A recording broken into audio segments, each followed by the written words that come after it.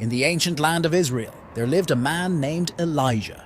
He lived in a time when it never rained and everything was dry. Rivers dried up, crops withered, and the earth cracked under the scorching sun.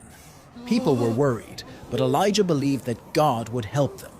Elijah lived by a little brook called Cherith because God told him to go there and hide from King Ahab and his queen, Jezebel, who led the people to worship false gods. Every day, black ravens brought Elijah bread and meat so he could survive far from the city. This was a special way God took care of Elijah.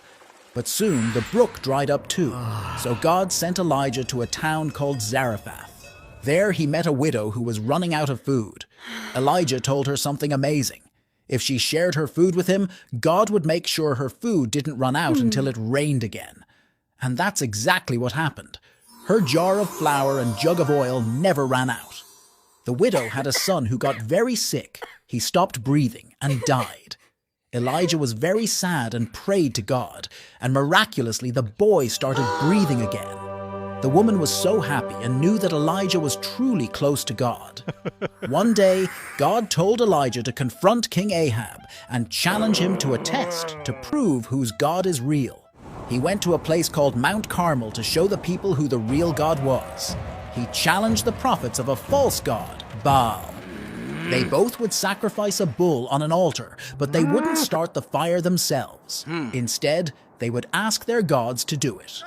The prophets of Baal tried all day, but nothing happened.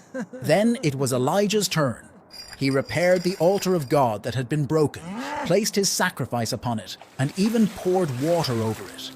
He prayed, and suddenly fire came down from the sky and burned up his sacrifice. Everyone was amazed and realized that Elijah's God was the real God. After this, Elijah prayed for rain on top of Mount Carmel. A tiny cloud grew bigger and bigger. Then it started to rain. Everyone was so relieved and happy. After Elijah made it rain, Queen Jezebel got really angry. Elijah was scared, so he ran away into the wilderness.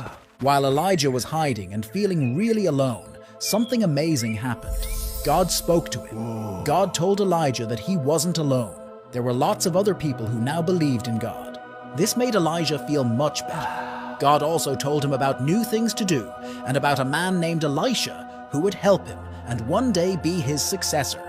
One day when he was with Elisha, a fiery chariot with fiery horses came and took Elijah right up to heaven. Elijah's journey was filled with miracles and the power of God.